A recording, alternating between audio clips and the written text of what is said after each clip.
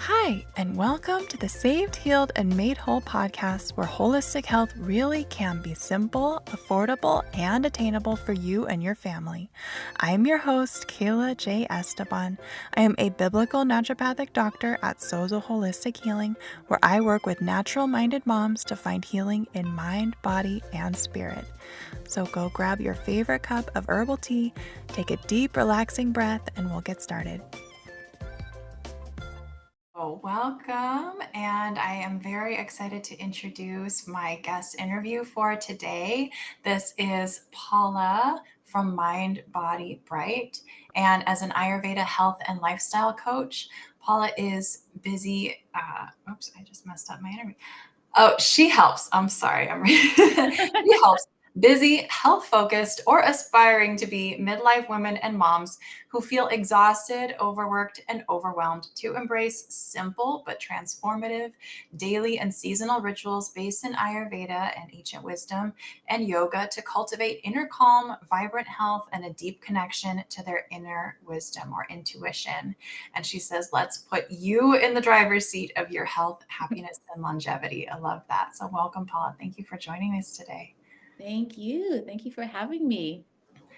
So I did just want to get out of the way because I realize a good chunk of my audience is Christian or has some religious beliefs, and there can be just a wide ranging spectrum of opinions around things like Ayurveda or yoga. So I did just want to say, if this interview is not for you, that is totally great. I 100% respect everybody's different beliefs and opinions around things. So I can always catch you in the next one. But my personal opinion, I have always had a deep respect for yoga and Ayurveda. Filtering out kind of the Hindu religion aspect of it and kind of putting in my own spiritual and religious beliefs around the movements and the breath work and the food and the things like that. So to me, I like to have the perspective of take what you like and leave the rest. So hopefully you will join me with that as a listener and can relate to that. And if not, there's no hard feelings at all. So welcome very much, Paula, and welcome very much. Thank you very much and welcome. And it's great to have you here. Nice So to be can here. you start just by giving us a little intro into you and Mind, Body, Bright? Sure. Well, I am a mom. I have an 18-year-old who's in her first year in college in New York City right now. And I have my son is 12. Well, he'll be 13 on Friday.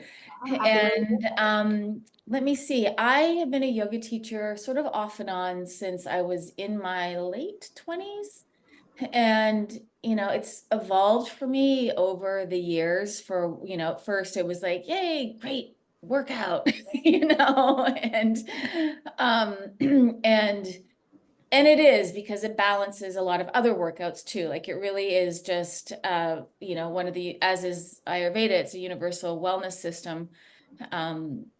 For everybody basically. So I started teaching yoga, and then when I moved into, and I was also an actor at the time, and I was Oh, working in wow. that industry also as a costume stylist for many years in my 20s, and I had moved to New York. I lived in New York from Vancouver is where I'm from, Vancouver, British Columbia, Canada. And for me, what yoga was like a place of um quiet and living in a city like New York. Like to just be on a yoga mat in a quiet room was like my island of serenity, And I needed that because I was a big fish at a small pond in Vancouver as an actor and stylist, and then I became a tiny little fish in a very big pond in New York. And then we moved to Los Angeles, which is where I am now. When I was in my mid 30s, after 9/11, I convinced my husband to move. And well, he kind of did it on his own. He had to come around to it in his own time, East Coast boy, right? And then I was still teaching and running around like a crazy woman as an actor and running around to auditions and burning the candle on both ends and doing all those things we do in our 20s and 30s, right? That we can often get away with, but then when we have kids or when we get a little older, we start to see I guess the results of our earlier days, which we are in a different phase of life. And this is a big part of Ayurveda too, is we look at like every phase of life from, when you're young and you're growing and building from babies to like, early 20s, and the brain is developing into like that time of life where we're like in our careers and building families and really, really defining who we are. Like it's a very intense time of life, right? And then as we move out of that time later into our mid 40s and beyond, 50s, 60s, we're in a phase of life where we're starting to slow down a little bit, right? We're maybe looking more into our spiritual practices that we may have not attended to so much in our younger years because we were so busy doing all the things. And then we start to go, oh, hey, there's an end road to this game, right? What do I believe? What do I want? What's my legacy? What do I want to learn? What's the next thing? So whether that's turning to religion or spiritual practice or whatever, thank God we have so many of these options, but that's that phase of life, that eventually we start to break down and we go back into the earth as like our bodies break down into dust, right? Back into the earth. So I know this is a little straying from what you asked me, but for me, it was like when my daughter was born, I was in my late 30s. And I was like, oh, okay, what am I doing with my life? What do I really want? Like I was kind of asking those questions when I had a baby and we had just moved and my husband was redefining his career, blah, blah, blah. So that's when I started going, hold on, there's more to this yoga thing. I know there is. And I like to say that yoga is sort of what you do on your yoga mat for like an hour and a half, if we're lucky. Classes are now like 45 minutes. And it is the physical practice. It's about dropping into your breath. It's about really connecting to that inner wisdom, to your inner voice, to whatever that is, God, your higher, whatever your idea of that is. That's yoga. And then Ayurveda is more the healthy well-being aspect of how do we take care of this beautiful vehicle that we are, is carrying our soul, is carrying who we are. And so at that point, I was like, all right, let's go. What is this? And those two are sister sciences. And so that's when I went down the path of Ayurveda, was more in my 40s after my dad died of a massive heart attack. I was 45. And that's when that's kind of when it all hit the fan. I was like, oh God, what just happened? And we have these transformational times in our lives, right? Whether we have great loss or we have a baby or we get a diagnosis or a divorce or whatever it is, where we have to pump the brakes a little bit, right? And kind of go, okay, hold on. Where am I going? What do I believe? What do I want? What are my deepest desires? What is my dharma? What's my purpose here on Mother Earth, right? So that's when I started like really diving in. It was in my mid 40s to Ayurveda and health and wellness and and how do I want to be an example to my kids? Like my daughter joked, she's like, Mom, I hear you. I know all these things. I know, I know, I know. Just let me be a teenager. And I'm like, cool, as long as you hear, Just that wait you till need something sleep. starts hurting and then she'll come running to you. Yeah. Like sleep is important, Yeah. right? Like all your friends are staying up till 2 o'clock in the morning. And, there's a reason why we don't want to do that necessarily. You can get away with a lot right now. But so that's where Mind Body Bright. And to me right now, I'm constantly like I'm redoing my newsletter, and it's really about what like mind. I named this business 8 years ago. Mind is everything around our mind, right? Our habits, our thoughts, our like meditation or prayer, whatever that is, that we, as we age, how our minds, how things change, how we keep a bright, healthy brain and mind, right? Because that's often one of the things that we end up losing as we get older. Body is how do we care for this temple, right? Our spiritual temple, our temple that we were given, that often we put through so much abuse. And then bright is the intuition. It's your spiritual practice or your religious practice or whatever that is that taps into your soul, into your heart, into your belief systems, So I do talk a lot about intuition, and that's what we all have. Like that's a part of who we are. It's that little voice in us that's always saying, turn right, not left, right? Or date that guy, not that guy, or, that third glass of wine is not going to be great for you tomorrow morning, and then often we go, whatever, I do it anyways. Right. Mhm. And then often when we go against that intuition, it gets a little quieter because it's, we're not listening. And that's such a big part of, I think, our self-care too, is like, really, we can be guided. We're being guided always, whether it's God, whether it's your intuition, whether it's your inner voice, it's all the same. So much of it, it's within us too, right? However we want to, um, so that's a big thing, Yeah. and that I'm really getting into right now, and really bringing more into the practices around how do we connect to that inner wisdom, because Mhm. we're so busy all the time, especially as moms, right? Like Yeah. we're so So I have a disconnected. question for you. You brought up so many great things that I Mhm. want to touch on a little more, Yeah, but yeah, um, do you think, because obviously like motherhood is always going to be a challenge and probably has always throughout history been a challenge. Um, sure. do you think that women and moms, especially moms today, but like women in general, are more chronically exhausted, overworked, and overwhelmed than before? Yes. And why would you think, like, why would you say, Yeah. like, what reasons do you think are the cause of that? I think just our modern technology filled lives, and women, we're in a place now where we can do it all and we think we have to do it all. When we Mhm. really can't. It's like I like to say, we can do it all, just not all at the same time.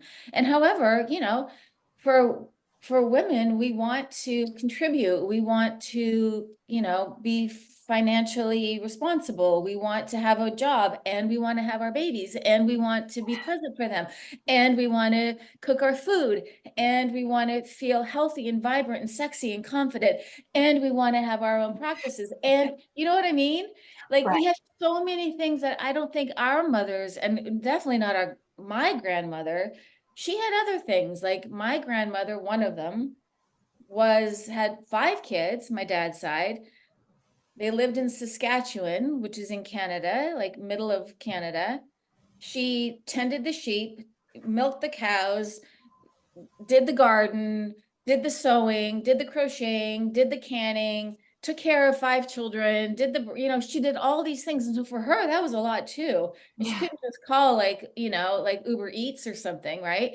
Where, and I think also, um, Cayla, is that we actually do also have a lot of other um resources that women can use, but often there's this little thing in our head going, no, no, no, no, no, I can do it all.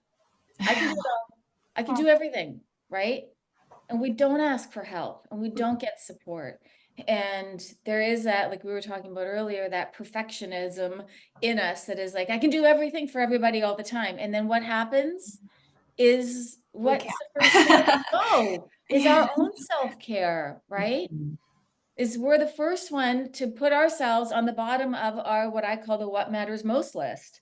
We Mhm. put the kids, we put the spouse, we put the family, we put the dog, we put the boss, we put the toilet cleaning, we put the laundry, we put all these things ahead of ourselves first. And, I had a client, and I always quote her. She says, I was raised, my mom always said, you do everyone and everything else first, and then you do you. And I was like, no, that's Yeah. backwards, right? Right. Right. Because in an Ayurveda, there's a word, I love this, it's called ojas. Um, and the teachings talk about we have 7 drops of it, and with every baby, we give a drop. I mean, this is more like into the um, not the practical as much side, but it really is, it's our energy bucket. Right. Mm. So if you think of how much energy we have on a daily basis, if we keep, like, I think of it as like putting holes in the bucket. There go the kids, that's the parents, that's the Right. aging parents or whatever's happening, the responsibilities, the school committee, like, and there's like water just pouring out of all these like holes in your bucket. But if Mhm. we're not refilling the bucket runs dry. And now we have depletion. We have an empty bucket. We have nothing to give from. And that's often where we get sick. Our immune systems get weak. We get, all of that. We get anxious, depressed, resentful, right? Mhm. we're giving and giving and giving, but we're not giving to ourselves. And that can't just be like, oh, a night out with the girls, or a day at the spa, or a new handbag, or your favorite Netflix show. It's sort of like, it's the deep, like, how we really replenishing our reserves Mhm. through sleep, through daily movement, through what we're putting in, taking in through our five senses. Because like you said, yeah, I think we're on overload. We're Yeah. seeing too much, we're hearing too much, we're doing too much, we're tasting too many things. We can eat foods from all over the world, right? Like, our senses are just overloaded. Like too many options too, I think is Too what I many struggle options. with, is like there's like so many things that I could do in a day, Right.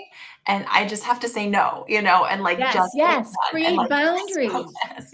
We have to say no. And I know for some women, I know for my mom, it was, they were raised, you're a little younger than me. So my mom's in her 70s, late 70s, and then her grandparents. But so, if you're a woman in your 30s, early 40s, your mother it might be a different experience.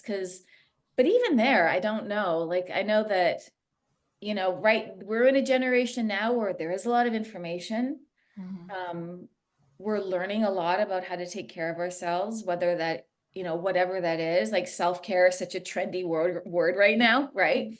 Mhm. I Whereas love I that think, you mentioned though that self-care is not just chocolates and a bubble bath, right? It's like it's a no, those are daily great, but practice and it's deeper than that, like what you were saying. I totally agree, yes, yeah. daily movement, really, like I said, taking in what we're taking in through our senses, being able to say no, Mhm. right? Being able to actually put ourselves, like I said, on that list of what matters most, and know that when we do it for ourselves, we're actually doing it for everyone around us. We're a better version of ourselves. Absolutely. We're I noticed, healthier. like, with my kids, I was partly it was, like, postpartum hormones and stuff after my second was born, but, like, I was feeling a lot more anger than I think I'd ever felt in my life, and I realized because I was like, "What's wrong with me? Am I this horrible person now?" And I realized, like, I needed to say yes to myself Yeah, more because I was saying no, like pushing myself down, and then myself was just erupting at certain times. And like the more I started to find little ways to treat myself, to yeah, say yes to myself, to put, to tell my kids, no, I don't want you on my lap right now. Thank you. Like I'll hold right, you later, right, you know. But to do that, like as self care to me was like saying yes to myself and telling myself right. that I mattered too. And that brought all of my emotions way down. Yeah. Well, I like to say it's like, when you're saying yes to something, what are you saying no to? Right? Mm. So Mhm. if we're saying yes, yes, yes, yes, and a lot of women are people pleasers and want to make everybody happy, right? Especially our kids and our families. Then what are we saying no to? Like, we're saying no to the things that we deserve. It's our birthright Mhm. to feel good, to be healthy, to be unaddicted, to be vibrant and present and all these things, and to love our lives too, right? And I think a lot of women, we give that up for some reason when we feel like we have children, and it's not doing them it's doing them a disservice, because like you said, you're resentful, and then you're mad, and then you're blaming them, and and that's when we have those eruptions, and we're like, oh my god, it's not you, it's me. Yeah. And it is because you have not been tended to, and like you said, that eruption, that's your intuition, your inner voice, your essence going, hold on a second, I matter Right, too. I felt like there was something inside of me that was saying, like, "Everybody else gets what they want, and I don't get what I want, so I'm gonna get it now," Like, Yeah, what is that expression? It's like t like, if you don't make time for your body will make time for you, or something like that, where it's like, I wasn't making time for my emotions, so my emotions were coming out to make sure that I yeah, made time for that, yeah. yeah, exactly. Um, And the other thing you just oh, and I think for new moms too, it's so important, and in, like, in Ayurveda, and in those, even in Chinese medicine, well, actually in a lot of cultures around the globe, not Western culture, when women have a baby, Mhm. they're given time to be with the baby. And in Ayurveda, it teaches like that. It's Sutika. It's like this time when you've had a baby, there's 40 days. Mhm. And they say if you don't, like, to take those 40 days to be so mindful, it's such a time for mother and baby to bond. And what do? The in-laws come into town, they say, give me the baby, go make me dinner. It's like, no, no, no, no, no, no. Like, I have a friend who just had a baby. I'm like, no, like, that's when they rally around you and the baby are bonding, and everyone is serving mom, Mhm. right? And it actually, and I didn't do this when I had my kids. Like, I was 42 when I had my daughter, and I was 30, I mean, my son, and then I was 37. But I didn't know this. Mhm. And so that's what I did. And they say, like, it determines the next 40 years of your health. Like, I'm Wow. saying to my friend, take the 40 days, do what you can do that's realistic. You can't, if we could just cocoon with our babies, like, it's not just good for the baby and the relationship with the mom and nursing and all this stuff, or whatever you're doing, whatever is working for you, it doesn't matter.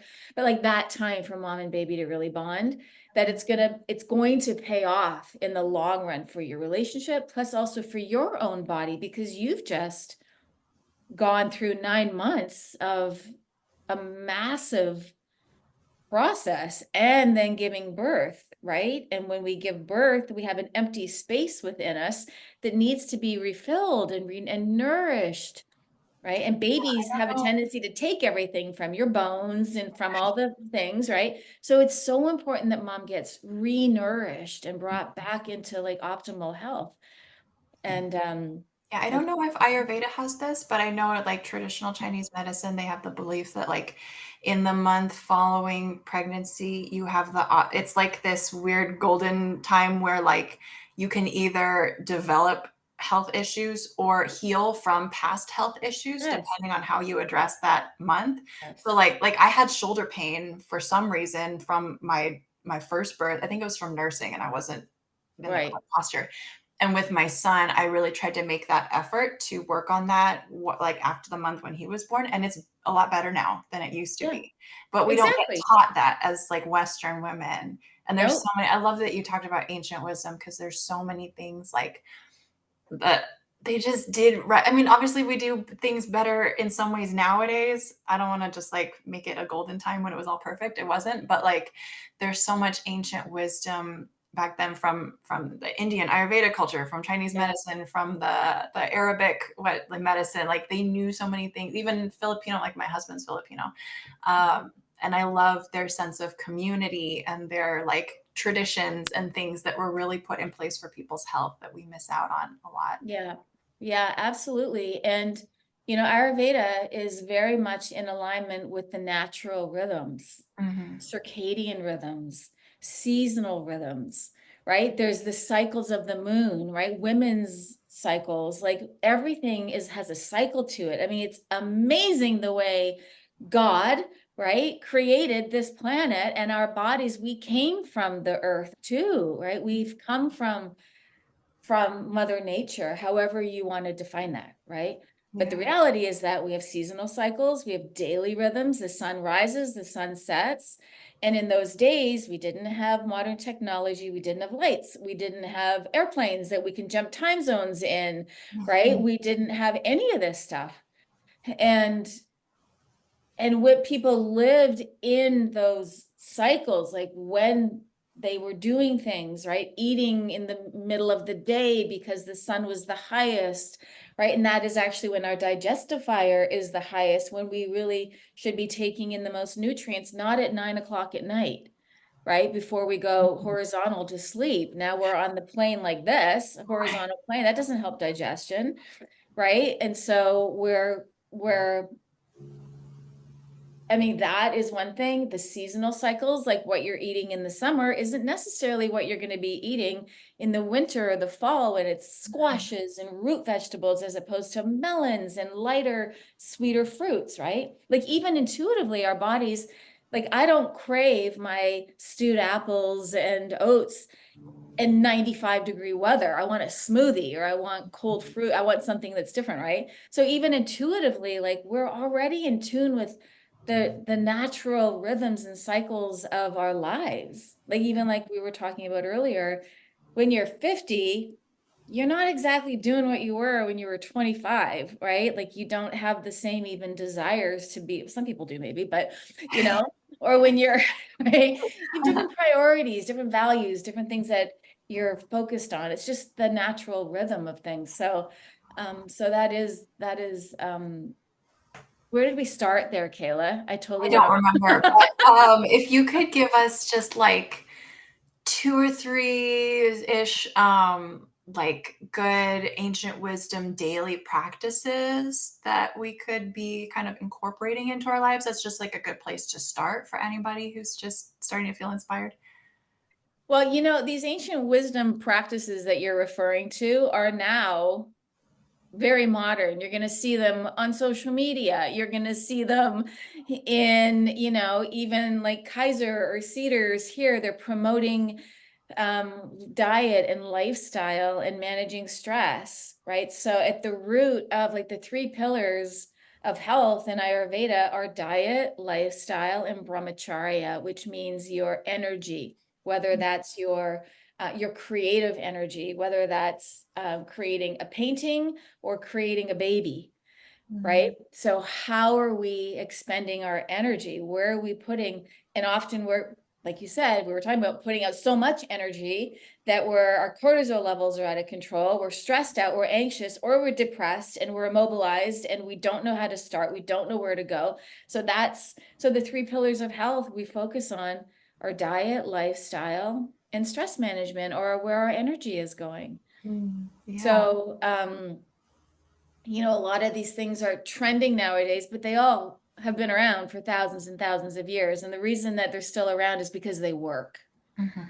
right? So Yeah, I simple think tips. people are realizing that more, like, because we had this big tech boom and everything, and we all wanted all this stuff. And I think now we're kind of getting to this weird sort of idea of like, well, no, I actually want those old things. Like I just have a mom group that I'm part of texting, and they were talking about like everybody wanted to get their own grain mill to start like grinding their own whole wheat grains and things like that. And I was just laughing because I'm like, yeah, I think we're That's all kind cool. of a little bit over technology, and we want the Yeah. slow days and we want the natural things and the ancient wisdom and stuff. And we're kind of wanting to go and appreciating the Yeah. value of that more now.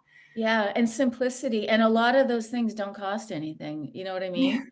Like it's really when you start to understand that to me, like for my year-long women's group, I've done courses, I've done 6 months, I've done 3 months, and I'm like, no, that's a year. And here's why the next one's a year, because I want to get into the 4 seasons. It's so important that we understand.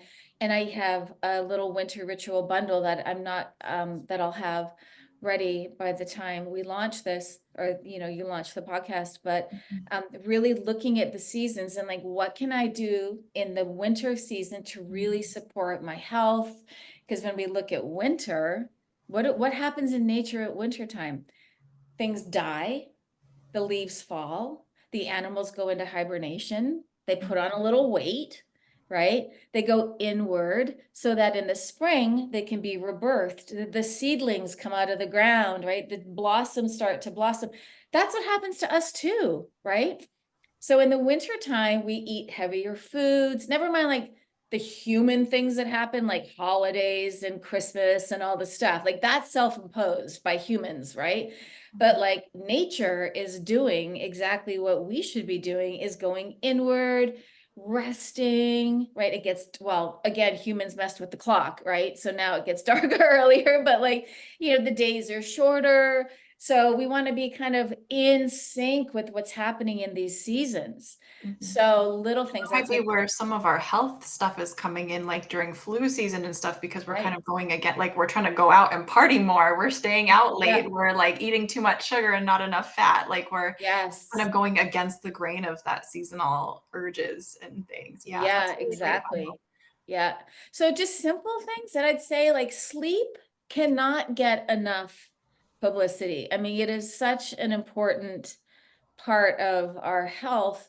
Never mind in Ayurveda, we teach that like when you're asleep, especially between like certain hours, between 10 and 2, again, there's like a circadian rhythm, there's a 24-hour clock, and our bodies are doing different things at different times of the day. Like I mentioned earlier, our digestive fire, that's our belly fire, our gut, right? The part of us that's transforming an apple into healthy tissue and elimination, right? That is actually at its optimal time and where it's working at its strongest when the sun is the highest in the sky. So think of the sun as the big fire ball in the sky, and this is like our fireball within us. That is our digestion, right? Now it's called gut health.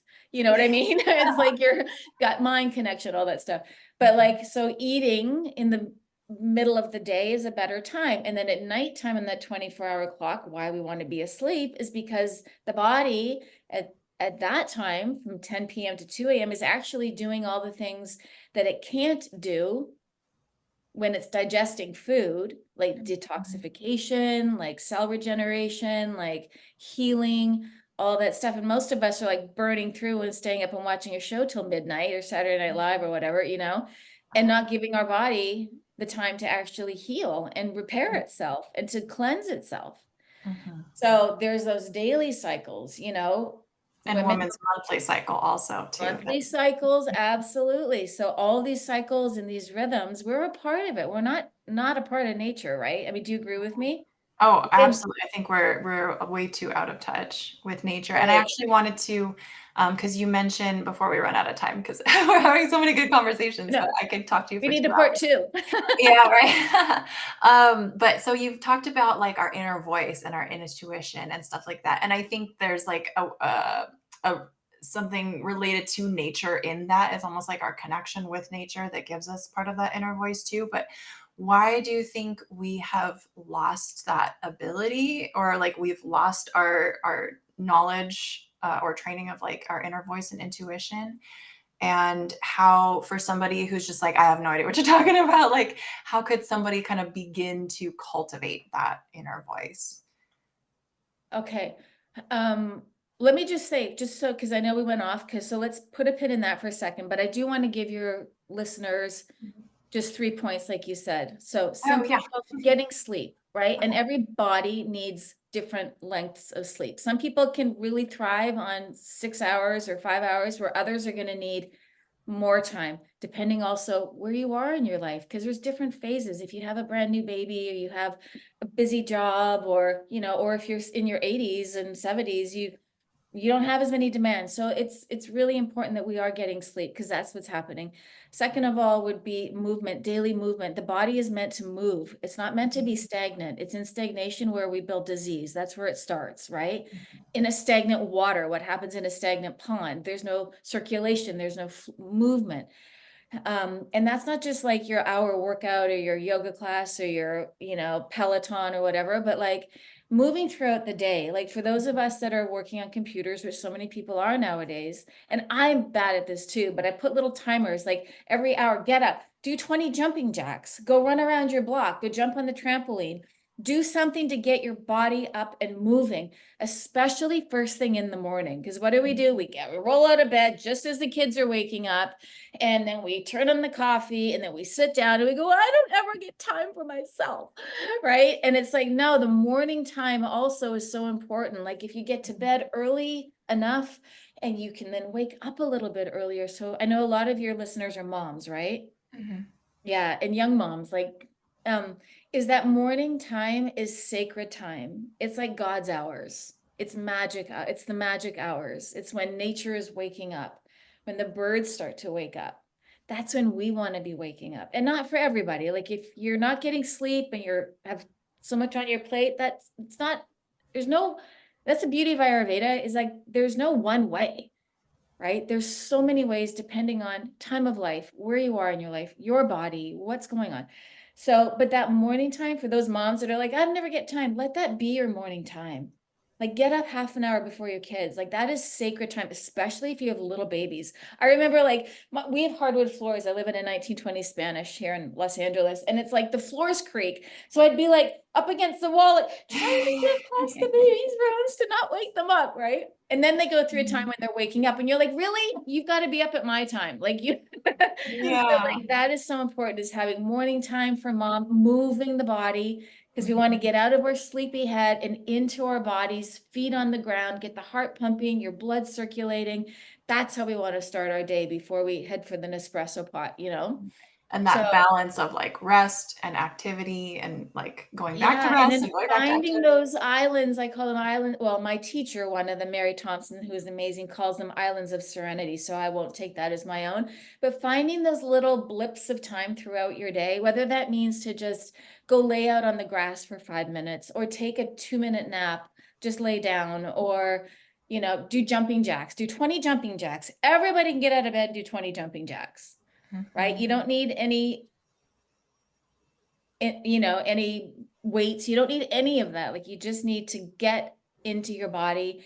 And then another really easy thing is, before you do anything in the morning, is suck back a mason jar of warm lemon water. If you don't like lemon, don't use lemon or lime or nothing. But suck this guy back, because what it's going to do is it's going to act like a full-on, it's not even for hydration. It's just like detoxification and cleansing. Like, it's like a tidal wave. So that's an easy little like thing that you can do. And some people, like, you might need to start with a little class at first, Mhm. and warm water, not cold water. Yeah. So it's and those are just some little things. Having a nice evening routine, because a lot of people don't just put their head on the pillow and fall asleep, but get the phone out of the bedroom. Get Mhm. off your phone at least an hour before you're ready to go to sleep, because the blue light is saying, it's time to be awake. It's time to be awake. Right. Mhm. And then or the TV screen. So having like that time, an hour or two before going to sleep, turn off the screens. And that's a great thing for kids too. Mhm. You Yeah, and I think having that quiet and that serenity, it kind of gives us those opportunities for that inner voice and that intuition, right? Yes. Yeah. So we just got a few more minutes left. If you wanted to just tell us about the that inner voice and kind of how we Yeah. can go about cultivating it. Yeah. So, I was thinking, Cayla, one of the best ways that I love to connect to my inner voice is, first of all, is to find a quiet space. Whether you lay down, get comfortable, like comfort's queen, close your eyes, maybe light a candle, make it a ritual, right? Just to start. And then you can talk to it. Say, inner voice, what do I need? What do you want to tell me today? Or be specific, like and you'll know the difference between your intuition and your brain, because the brain wants to be invited to every single party, right? It wants to be the main show. It wants to be like, right? But we want to ask the mind to like take a back seat. Thank you, brain. Thank you so much. You do so many fabulous things, but right now I don't need you. I want to connect to my intuition. Okay. Hmm. So get into the back seat. Inner voice. What do I need to learn today? Show me, teach me, guide me. Inner voice. And exhale, exhale, exhale, exhale. Then ask the question. Inner voice. What do you need to tell me today? What and then like I said, you can ask a more specific question, like, inner voice, do I want pasta tonight or Chinese? Right? Seriously, like that simple. Get quiet. And if it's the mind, you'll know the difference. Like, you start to we all have it. If you're human, animals have it. It's an instinct, and they don't have this thing getting in the way, telling them what they should be doing, what they have to do, what society says they should, all the shoulding that the mind likes to do based on conditioning and all the things that, can usually, involve other people. What would they want to do? What would please him? What would please her? So Mhm. really connecting to that part of you that it's there. It's in every single one of us. It's in Yeah, a I always tree. felt like that my thoughts were kind of up here and there was kind of like a higher register to them, but that inner voice is like down. You can't see my side of the Yes. screen, but there's something about like when I would feel it, it would just like just settle in when I would hear that, like there would be like a peace and not like a heaviness, but just like an assurance about it. Cause all my thoughts and my overthinking is like up here. And then it's just like, nope, Drop this is in. the truth. This Yeah. is, and I feel like there's also kind of a connection with God that sort of is interchangeable in that Yeah, of inner voice and course. that intuition, Yep. you know, that Yeah. Yeah. But that is your inner voice. So however, whatever works, whatever you believe, but know that it's not, it's you. That's you, the part of you that's so special, that makes you unique. It's your intuition. Mhm. Like I said, animals even have it. They know when to go into fight or flight. They know when they're they're being threatened, Mhm. right? And not even that extreme, but like we know what's best for us. We do know more than anybody else. And it's so easy to get distracted and go, oh yeah, this Instagrammer says I should be doing what she's doing. Well, she's 20 and I'm 50, and like probably not the same thing. Like that's that part of all that noise that's happening outside of us, especially now with social media and all this stuff, that we are confused. We don't know. We're not listening. And then the more we're not listening, the less we're going to hear it. So it really is about making it a ritual in the beginning. Like whether it's before you lay down, I love to do this thing in the morning and I teach it. And it's just before you even get out of bed, just do 2 hour or 2 minutes, sorry, of like just visualizing your day. How do I want my day to go? Inner voice, tell me, who do I need to speak to today? What does my body need right now? Does it need like maybe less food? Does it need more movement? Do I need to call this friend? Do I really need to do those 5 meetings today? Like, do I need to? Is that inner voice talk to me? Right. And then get quiet and listen. And it may not always be like, yeah, okay, well, here's what you need to do. But you just need to drop in, right? And get a sense of it. So it's a practice. Mhm. But and then we get better at it, Mhm. right? And then we can do it throughout our day when we're sitting in the carpool lineup or, Mhm. you know, Yeah. And I like what you said about, even asking about like, do I want pasta or Chinese food? Like maybe starting with something that's really low stakes, because if it's like, oh, should I marry this person or should I change my career? Like that's a really high stakes question to be practicing asking your intuition. But if you start with just something really simple, like, what should I do today? Like, who yeah. should I talk to today? What should I eat today? It's like it's like training wheels, like practice. Yeah. Yeah. Yeah. Well, two things, Cayla, is well, one, the other thing I love to do then is like stream of consciousness, just write, start writing. And if you get stuck, go, I'm stuck, I'm stuck, I'm stuck, I'm stuck, I'm stuck, I'm stuck. Exhale, exhale, exhale. Ask the question again and just start writing and writing. It doesn't have to make sense to anybody but you, right? It's yours. And that you'll see, like sometimes if we get this thing out of the way, your inner voice is coming through right here, pen to paper, you Mhm. know? And my other question is, who should I marry? What job should I take? Well, where else are you going to get the answer from? Right. If it's not your intuition, if it's not you, where are we outsourcing those answers? Mhm. Is somebody else going to tell me who to get married to? Is somebody else going to tell me what job is right for me? Mhm. You know? Yeah, absolutely. I think like in school we should learn how to have into like that should be part of a class somewhere and I wish Yeah, it was. But right. That and money so management for kids. oh yeah, there's so many things. Like my husband and I talk about this all the time. That could be a whole nother podcast episode. But just to wrap up, so for people who are really inspired to work with you now, what if you could just give like a brief summary of some of the offerings that you have?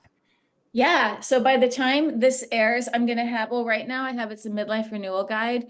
And it's really just a beautiful little guide for women who are in this phase of life. And it's still like talk in like really midlife. I mean, it's actually 40s and beyond and up, right? It's a little bit different because a lot of us, myself included, I had children in my 40s, but really it's just like I have 10 steps to a midlife renewal, which is about creating space so that you can connect to your inner wisdom. I'm like so cold right now in my house. I don't know why. My fingers are so cold. And I'm like, when you get so cold, it gets into my bones. So now I'm like, I don't know why. Yeah, I live in California. It's in the 70s. Woo, scary. It's so cold. But it's just 10 steps. It's a lovely little thing. I've got tons of links to read different blogs around sleep and morning routine and moving your body and caring for your senses, using your hands to heal. It's just it's free. It's a little downloadable thing. And I followed it up with some fun emails. Also, I have my winter ritual bundle that I'm hustling to get done right now because I leave my family, we're going on a little vacation on Thursday. So that will probably be done by the time this will be done by December 1st. And like I said, it's rituals to help support you through the season, through winter. There's journaling prompts, writing exercises. I have my favorite healing winter warm yummy beverages, mocktail recipes, beauty tips, self-care tips, and just understanding a little bit about Ayurveda and how it can support our health and well-being. So it's just a really lovely little kind of partner for you to carry through the winter season. Plus, I have a good training in there. I call it the dump and ditch, but it's really about how do we approach a new year. Often we make all these fabulous, New Year's resolutions. And then by the second week, we're like, whatever, we're back to our old habits. So it's about really getting clear on what we want for ourselves. And then I'm going to host a virtual, I guess if I say it now, I have to stick with it, a vision boarding party. So maybe you'll come, Cayla. Yeah. And you'll get the invitation to come through the winter ritual bundle, but all sorts of fun stuff in there. So. That's awesome. And then I do have my Mind Body Bright year of calm, vitality, and connection. So that's, like I said, it's a year-long group program where we connect with other amazing women who want to feel better in this phase of life, and working with the seasons and all sorts of good stuff in there. So that's an application required, though, to join that program. So Awesome. Okay, so I will you shared those links with me, so I'll make sure I put all of definitely. those things and also all of your social media and all that stuff for everybody that they can check out. If any of that has kind of piqued their interest while we're talking, there will be links for that. And thank you so much, Paula, for joining us. It's been a really, like I said, I probably could have talked to you for 2 or 3 hours. Well, we'll just do another one. We should do a part two. So thank you for joining us today. Thank you. So nice to be here. Thank you so So for much. everybody listening to, have a very blessed day, and we will see you, or at least I'll see you next time. Paula will probably see you another time.